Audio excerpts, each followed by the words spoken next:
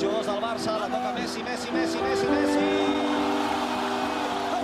Soy afortunado en ser actualmente, en haber sido ser entrenador de este jugador. Siempre puedo decir que le he entrenado.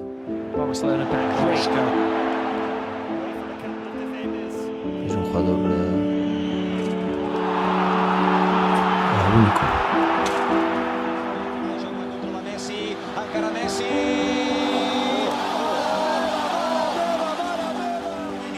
Sigue Messi para Iniesta. Iniesta va a retrasar para Messi. Gol de Messi. Ha conseguido ya batir la marca de Miller. Ha conseguido batir una marca de 40 años de historia.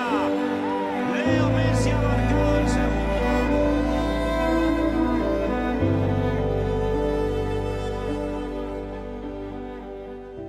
Avant de commencer, petite précision sémantique pour être sûr que toutes mes explications soient claires. Dans cette vidéo, je vais parler de saison et d'année.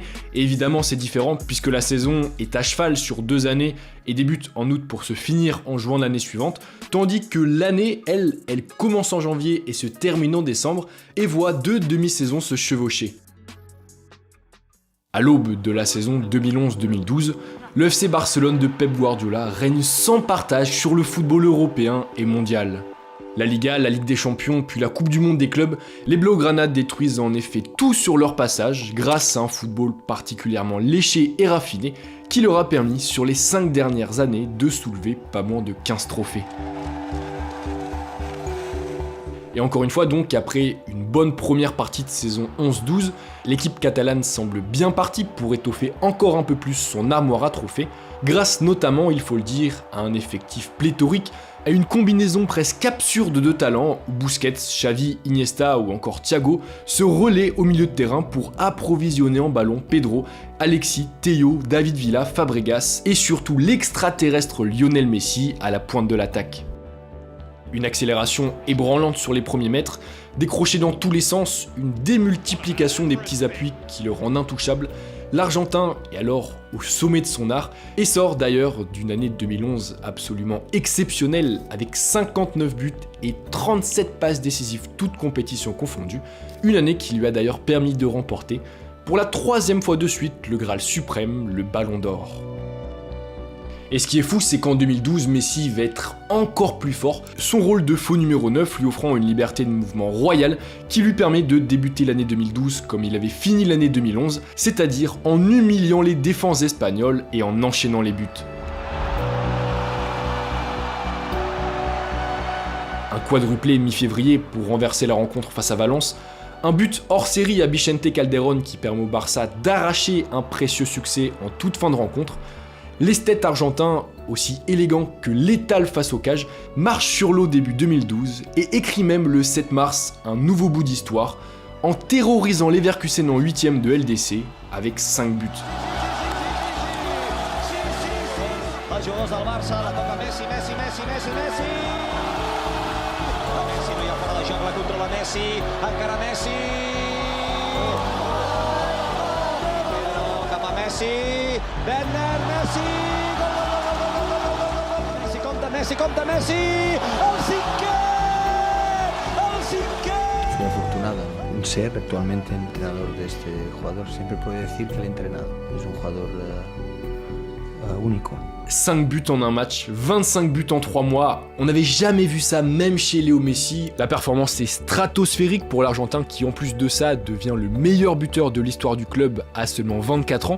Mais pourtant, curieusement à ce moment-là, si Léo fait lever les foules d'à peu près tous les stades dans lesquels il passe, et bien en parallèle, le Barça, décimé par les blessures, souffre énormément collectivement, que ça soit en Liga où l'équipe peine à suivre le rythme effréné du Real Madrid de Mourinho, mais aussi en Ligue des Champions, puisque les Catalans abordent leur quart de finale retour dans une position plutôt délicate, après avoir été tenus en échec par le Milan 0-0. Et incapable de faire la différence dans le jeu face à un bloc rossonero bas, le FCB va finalement, comme souvent, s'en remettre à son homme providentiel pour s'en sortir, Messi débloquant la situation en obtenant un penalty qu'il convertit, avant que ce dernier ne double la mise juste avant la mi-temps, encore une fois à 11 mètres. Score final 3-1, les Catalans se sont fait peur mais décrochent une 5e demi-finale européenne consécutive. Messi, lui, grâce à son 13e puis à son 14e but de la saison en Ligue des Champions, égale alors un record vieux de 50 ans, celui du plus grand nombre de buts inscrits en C1 en une saison. Mais malheureusement, au tour suivant face aux Blues de Chelsea, tout ne va pas aussi bien se passer pour un Argentin en manque de réussite, un Argentin qui, comme ses coéquipiers, ne peut rien face à des Londoniens héroïques qui avaient parfaitement étudié et analysé le jeu guardiolesque pour le contrer au mieux.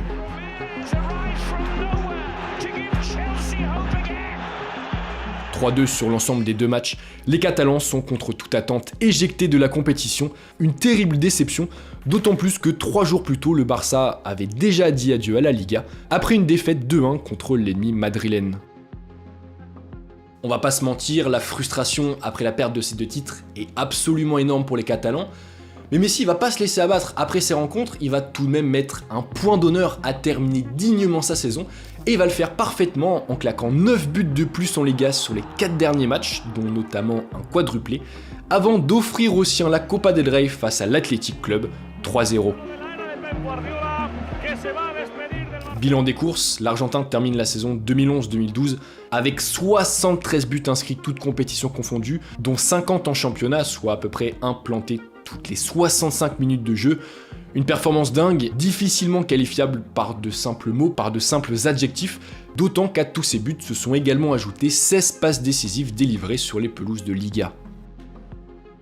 Bon, là on a parlé des stats en termes de saison, mais si on s'intéresse plus particulièrement aux années calendaires, Messi a également été stratosphérique, puisque pour cette première partie de l'année 2012, il est sur un total de 52 buts en 6 mois, que ça soit avec le Barça, mais aussi avec l'Argentine, un rythme infernal qui, pour la première fois de l'histoire, permet aux fans du monde entier de rêver d'une chose, voir tomber un record vieux de 40 ans, celui du plus grand nombre de buts inscrits sur une année, détenu par Gerd Müller.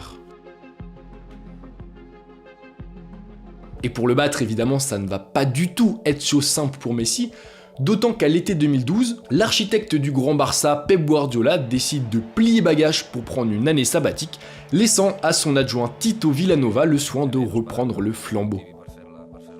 Mais bon, la saison suivante, ni le Barça ni Messi ne vont vraiment souffrir de ce changement d'entraîneur, parce que c'est un changement qui se fait dans la continuité, et surtout parce qu'à ce moment-là, la machine catalane était déjà tellement forte, tellement puissante, tellement bien huilée, qu'elle n'avait pas besoin d'un homme qui change absolument tout, d'un homme qui invente ou qui réinvente des choses, elle avait simplement besoin d'un entraîneur qui perpétuerait ce qui avait déjà été fait par le passé. Ok, du coup, renforcé en plus de ça à l'été par les arrivées d'Alexander Song et surtout du néo-champion d'Europe Jordi Alba, les Catalans vont démarrer la saison sur des bases bien meilleures que celles de l'exercice précédent, des bases très élevées puisque Messi n'a besoin que de 16 petites minutes pour claquer un doublé lors du match d'ouverture, avant de facturer la même chose une semaine plus tard à Osasuna. Bon, certes, le Barça va quand même perdre la Supercoupe d'Espagne entre-temps au profit du Real fin août, mais vraiment ça s'est joué à rien, ça s'est joué à la règle du but à l'extérieur, et surtout, ces 2 rencontres nous ont définitivement confirmé une chose pour la saison qui débute, Lionel Messi est en très grande forme.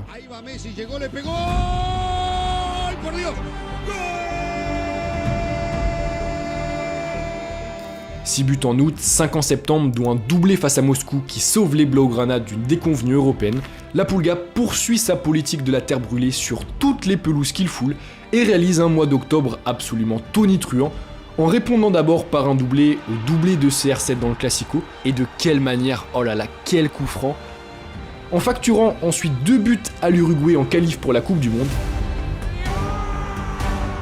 puis en faisant enfin trembler à 3 reprises les filets de la Corogne dans une rencontre phénoménale.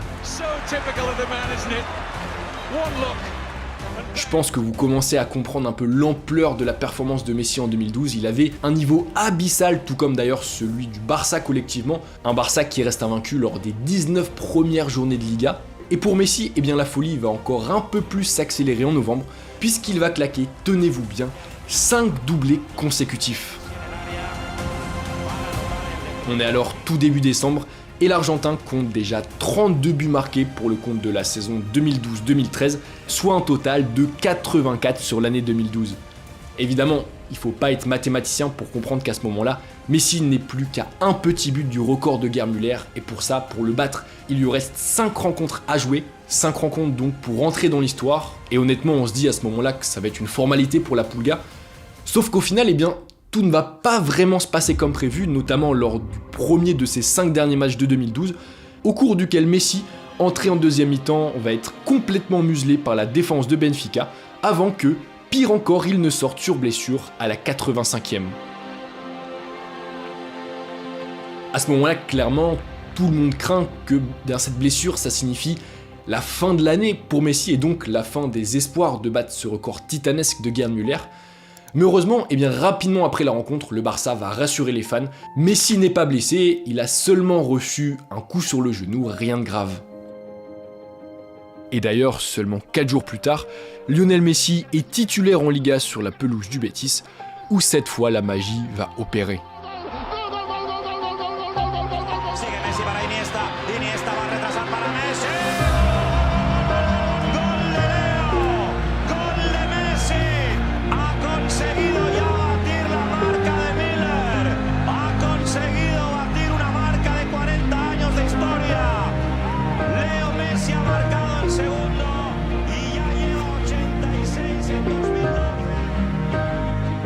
Finalement, Messi n'inscrira pas 86, 87 ou même 88 buts cette saison, mais bien 91, un total abyssal, un total jamais vu, un total historique, qui constitue encore aujourd'hui et très certainement l'une des plus grandes performances de l'histoire du football.